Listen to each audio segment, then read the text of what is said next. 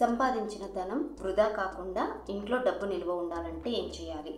మీ ఇంట్లో సంపాదనకి మించి ఖర్చు చేస్తున్నట్లయితే ఇక్కడ మీరు బాగా అర్థం చేసుకోవాల్సింది ఏంటంటే, ఖర్చుకి తగ్గ సంపాదన రాకపోవడం ఒకటి, సంపాదన ఉండి కూడా ధనం నిలబడక అనవసరమైన ఖర్చులు అయ్యి సేవింగ్స్ కాకపోవడం ఒకటి.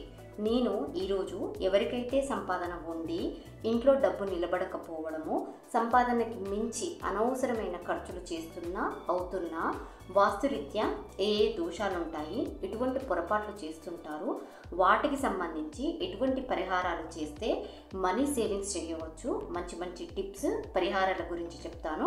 వీడియో చివరి వరకు చూడండి. ఓం గురుభ్యో నమః. ఓం శ్రీమాత్రే నమః. అందరికీ నమస్కారం. నేను మీ వనితా కర్ణాటి.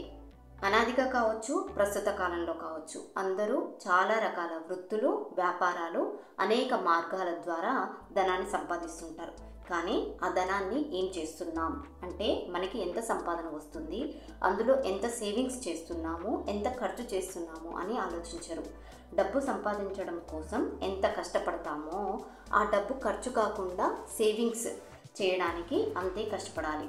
అవసరానికి తగ్గ ఖర్చు చేస్తున్నప్పుడు పర్లేదు, ఓకే. కానీ అవసరానికి మించి అనవసరమైన వృధా అయిన ఖర్చులు చేస్తుంటే, అది కూడా మన కంట్రోల్లో లేకుండా ఖర్చు చేస్తుంటే మాత్రం ఖచ్చితంగా వాస్తురీత్యా మీ ఇంట్లో ఈ దిక్కులకు సంబంధించి దోషాలు ఉండొచ్చు, లేదా ఆ దిక్కులకు సంబంధించి మీకు తెలియక కొన్ని పొరపాట్లు, యాంటీ యాక్టివిటీస్, యాంటీ ఆబ్జెక్ట్స్ రూపంలో చేస్తుంటారు.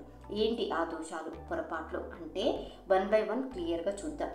ఫస్ట్, ఎంట్రన్స్, మెయిన్ డోర్, ప్రధాన ద్వారం అనేది మంచి రిజల్ట్స్ని ఇచ్చేది కాకుండా చెడు ఫలితాలను ఇచ్చేది నెగిటివ్ ఎంట్రన్స్ అయి ఉంటుంది.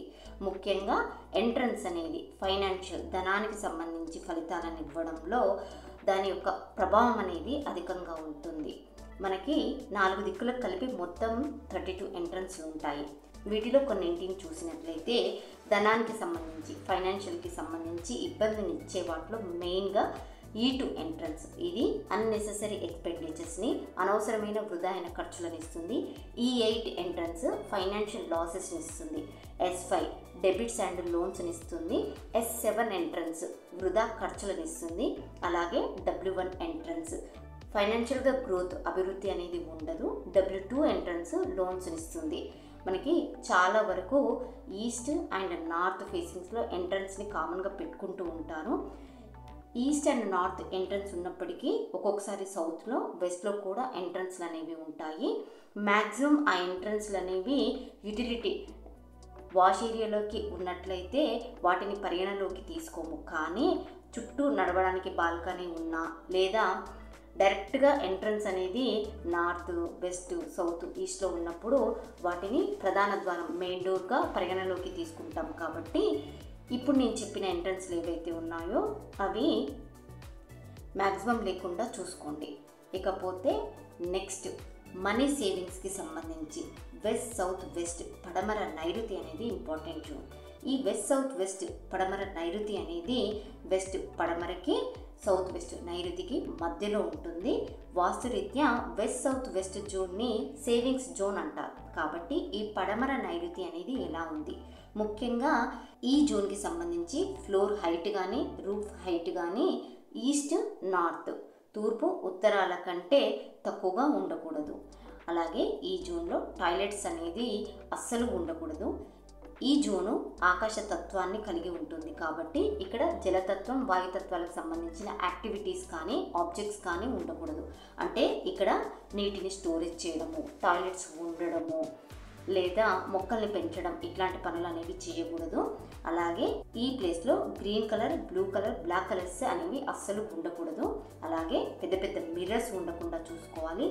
మెయిన్గా ఇక్కడ మాస్టర్ బెడ్రూమ్ అనేది వస్తుంది కాబట్టి డ్రెస్సింగ్ టేబుల్స్ ఉంటూ ఉంటాయి, లేదా బీరువా ఉండి దానికి అద్దాలు పెడుతూ ఉంటారు. ఒకవేళ మీకు అద్దాలు కావాలి, మిర్రర్స్ కావాలి, డ్రెస్సింగ్ టేబుల్ లాంటిది కావాలి అని అనుకుంటే మాత్రం ఇంటీరియర్లో హిడెన్గా చేయించుకోవడానికి ట్రై చేయండి. అలాగే వాషింగ్ మిషన్, చీపురు, డస్ట్బిన్ లాంటివి అస్సలు ఉండకుండా చూసుకోండి. రూమ్కి సంబంధించిన డస్ట్ పడేయడానికి కొంతమంది డస్ట్బిన్స్ అనేవి పెట్టుకుంటూ ఉంటారు. ముఖ్యంగా చీపురు లాంటివి అనేది కూడా ఉంటూ ఉంటాయి. కాబట్టి చీపురు డస్ట్బిన్ ఉంటే కనుక దాన్ని అక్కడ నుంచి రీలొకేట్ అంటే వేరే ప్లేస్కి మార్చండి.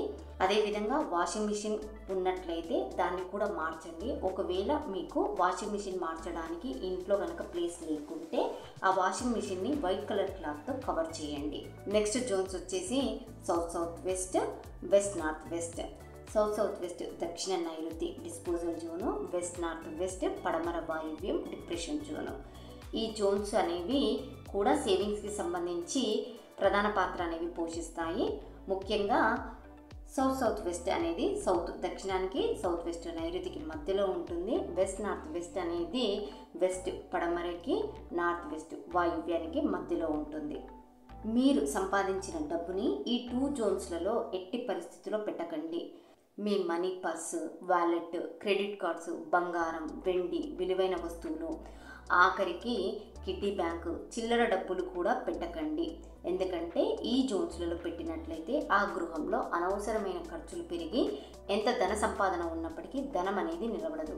సంపాదన కంటే ఖర్చులు అధికమయ్యి అప్పులయ్యే అవకాశం కూడా ఉంది. కాబట్టి ధనానికి సంబంధించి ఈ 2 జోన్స్ అనేవి అవాయిడ్ చేయండి. ఇక్కడ ఒక కేస్ స్టడీ గురించి చెప్తాను. ఇది చాలామందికి ఉపయోగపడుతుంది అనుకుంటున్నాను. ఒకసారి ఒక క్లయింట్, మేము ఫైనాన్షియల్గా చాలా ఇబ్బందులు పడుతున్నాము, లోన్స్ కట్టలేక, మనీ సరిపోక, చాలా ఫైనాన్షియల్ ప్రాబ్లమ్స్ అనేవి మా ఇంట్లో ఫేస్ చేస్తున్నాము, మా ఇల్లు ఒకసారి విజిట్ చేయమని అడిగారు. వారిది east facing house, hall, kitchen, dining, 2 bedrooms ఇలా ఇల్లు అనేది ఉంది. అయితే ఇక్కడ డైనింగ్ ఏరియాలో ఒక సెల్ఫ్ రావడం అనేది జరిగింది. ఆ ఇంటి యజమాని డైలీ బయటికి వెళ్ళడము, తిరిగి ఇంట్లోకి రాగానే తన పర్స్ తీసి ఈ సెల్ఫ్లో పెట్టడం, తన పర్స్తో పాటు తన బైక్కి కూడా తీసుకొచ్చి ఈ సెల్ఫ్లో పెట్టడం అనేది తన డైలీ రొటీన్ లైఫ్లో ఒక పార్ట్ అయ్యింది. ఆ ఇంటి డైమెన్షన్స్ నార్త్ టిల్ట్ని బట్టి ఈ సౌత్ సౌత్ వెస్ట్ జోన్ అనేది ఇంకాస్త కిందికి రావడము, ఈ సెల్ఫ్ ఏదైతే ఉందో ఈ పార్ట్ అంతా కూడా సౌత్ సౌత్ వెస్ట్ డిస్పోజల్ జోన్లోకి వెళ్ళడం జరిగింది. అప్పుడు అతనికి చెప్పడం జరిగింది, ఈ ప్లేస్ ఏదైతే ఉందో అది డిస్పోజల్ జోన్ అండి, ఇక్కడ మీరు మీ మనీ పర్స్ని తీయండి, అలాగే ఇంకా ఎప్పుడు కూడా ఇక్కడ పెట్టకండి అని చెప్పడం జరిగింది. అంతేకాకుండా ఆ ఇంట్లో ఫైనాన్షియల్కి సంబంధించి చాలా దోషాలు ఉన్నాయి. మెయిన్ ఎంట్రన్స్ కావచ్చు, టాయిలెట్స్ కావచ్చు, వాటికి సంబంధించిన రెమెడీస్ చెప్పాను. కాకపోతే ఈ పాయింట్ మనీ విషయంలో ఇది అందరికీ ఉపయోగపడుతుంది అని చెప్తున్నాను. ఇకపోతే లాస్ట్గా చెప్పుకునేది ఏంటి అంటే, మనీ సేవింగ్స్ కావచ్చు లేదా ఇంకే అంశమైనా కావచ్చు, మనకి ఒక క్లారిటీ అనేది ఉండాలి. ముఖ్యంగా మనీ సేవింగ్స్ విషయంలో మనకి ఎంత సంపాదన వస్తుంది, ఎంత ఖర్చు చేస్తున్నాము, ఎంత సేవింగ్స్ చేయాలి అనే అంశంపై క్లారిటీ అనేది మన మైండ్లో ఉండాలి. అప్పుడే మనకి అనవసరమైన వృధా అయిన ఖర్చుల మీద ఒక అవగాహన వస్తుంది. ఈ అవగాహనని అలాగే కమాండింగ్ని ఇచ్చే జోన్ వచ్చేసి నార్త్ ఈస్ట్ ఈశాన్యం. సో ఈశాన్యం ఎలా ఉంది అనేది కూడా చూడాలి. ఈశాన్యంలో ఎటువంటి దోషం ఉండకూడదు. ముఖ్యంగా ఈశాన్యంలో టాయిలెట్ కానీ కిచెన్ కానీ అనేది అస్సలు ఉండకూడదు. దానితో పాటు అగ్నితత్వము, భూతత్వానికి సంబంధించిన యాక్టివిటీస్ కానీ ఆబ్జెక్ట్స్ కానీ అస్సలు ఇక్కడ ఉండకూడదు. అప్పుడే మనకి ఒక క్లారిటీ ఆఫ్ మైండ్ అనేది ఉంటుంది. ఈశాన్యం నార్త్ ఈస్ట్ గురించి పూర్తి వివరణ అనేది మరొక వీడియోలో తెలుసుకుందాం.